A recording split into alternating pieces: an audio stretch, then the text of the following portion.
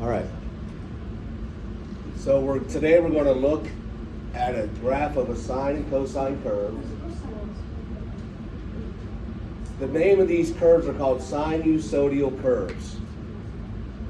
They're called periodic functions because they repeat after a certain period. It's just the same thing over and over again after a certain period. Finding the original period is very important. If you look at our original sine and cosine curves, it took one full cycle around the unit circle to draw one full period of the curve. Remember we did that, right? So we went around the unit circle one time, counterclockwise, that's one full period of the curve. We also went one time clockwise, which went in the negative direction, so we had two full periods of the curves when we did them by hand.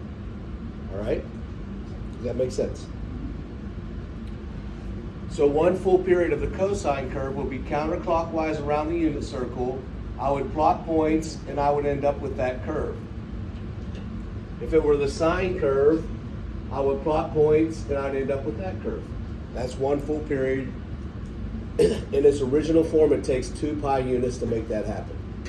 So the period of the originals are 2 pi. Good?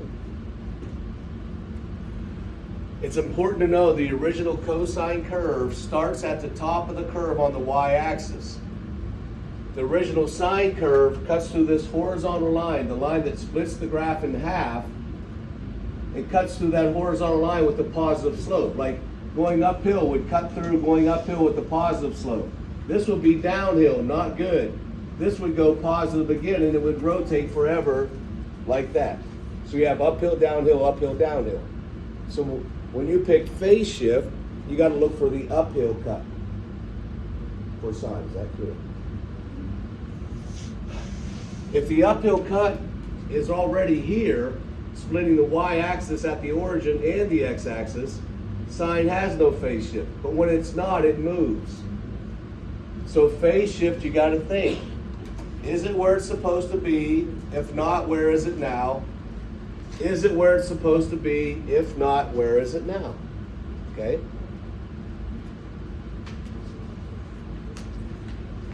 The things you have to pick out when you're looking at the graph. Amplitude, period. Once you find the period, you'll use this little equation, which is magnified here.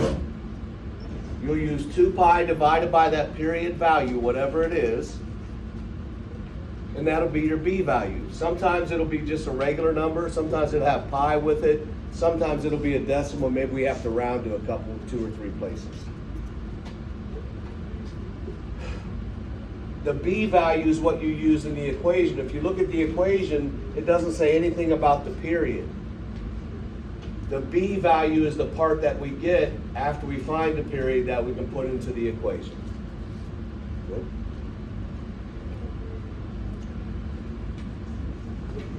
Sine will have its own phase shift and cosine will have its own phase shift. Those two answers will never be the same. And there's a vertical shift sometimes. If the center line, the horizontal line that cuts the graph in half, if that's the x-axis, there is no vertical shift. But if it were to go up or down, whatever that new line is, that's the vertical shift. When you're looking at a graph, you should always draw it on your graph. It helps you pick out information. And when you graph it in your calculator, you should put like y equals 2 or y equals -5 or y equals 3 into your graph so you'll see that vertical line or horizontal line. Does that make sense? Okay. The order that you pick out these values aren't important. But you got to pick out the amplitude. You find the period, that'll help you find your B value. You look at the graph, you determine phase shift. These will not be the same. Everything else will be. You look at the graph, you determine vertical shift. The B value, if it's written like this, the B value is here with a set of parentheses and then another. So in the back side, you need 2 parentheses. If the phase shift is 0, you can put plus or minus 0, or you can just leave it out. That's totally up to you. If the vertical shift is 0, you can put plus or minus 0, or you can just leave it out. Again, that's up to you. Good? So on this graph here,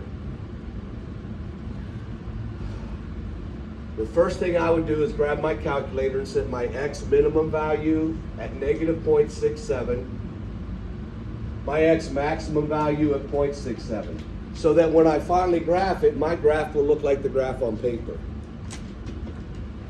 I would set my y min at negative 2 while my y max at 2. So if you haven't done that, please do that. Every problem has a different window, so you want to set the window. It's x min and then max.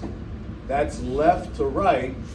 Y min and then max. This is bottom to top. A lot of people get that mixed up. The x min is at the bottom of the graph. The x max is at the top. Make sure you get that correct. Good.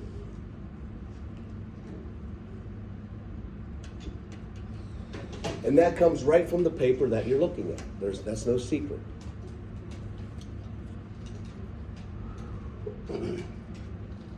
Start picking out values. One of the easiest things to determine is how far above this center line the graph is. From here to here, it's 2 units up, also 2 units down. The amplitude is that rise, 2 units. That's the amplitude of the graph.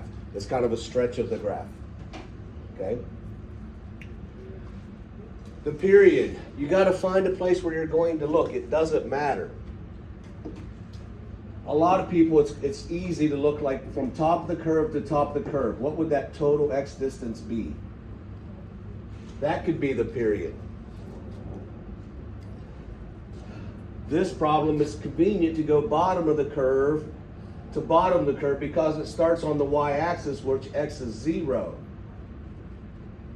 So on that one, this distance would be the period. 1 full cycle of the curve. Bottom of the curve to bottom curve will always work. Top of the curve to top of the curve will always work. If you needed to use a calculator to find it, you'd take that one x distance minus the other x distance. So your second x distance minus the first x distance would give you the period if you use the calculator. If you subtract, if you subtract a negative, it's x minus a negative, so that becomes a plus. And that distance is your period of a function. But can everybody picture what the period looks like?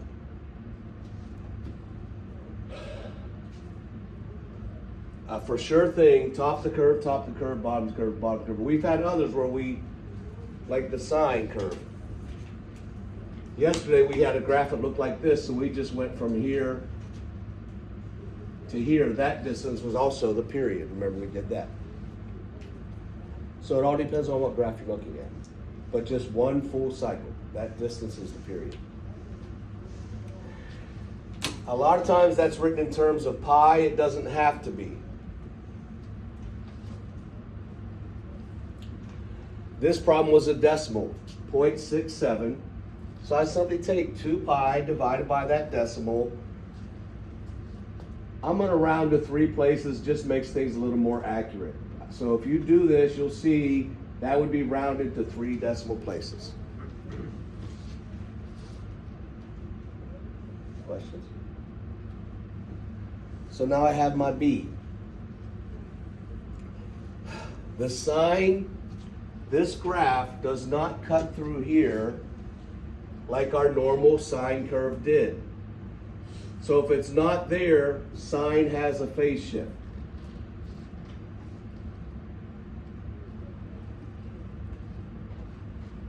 It's this positive slope right here. Now what we'll learn as we go through, from here to here to here, these are even intervals.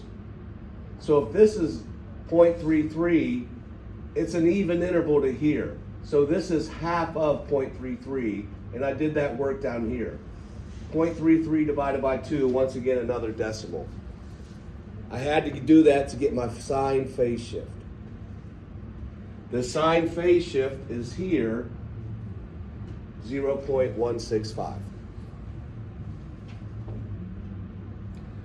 The cosine phase shift is here, 0.33. The x-axis is the center line, so there's no vertical shift. As you see, I have the equation written out. You don't need the plus 0. It's just up to you if you want to put it there just to keep things the same, so you don't forget about the vertical shift later. We already have our window set. Let's put these in and see how it looks. We'll hope for the best.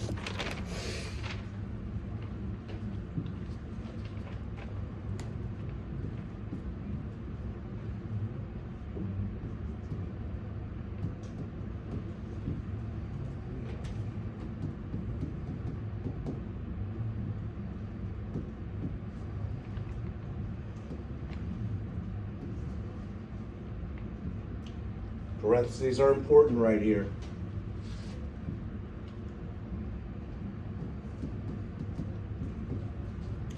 I didn't put the plus 0 vertical shift. If you put it, that's fine. If you don't, that's fine too. Your calculator automatically, as soon as you press sine or cosine, it gives you this parenthesis. So you put your b value in, and then you need to separate it from the x terms.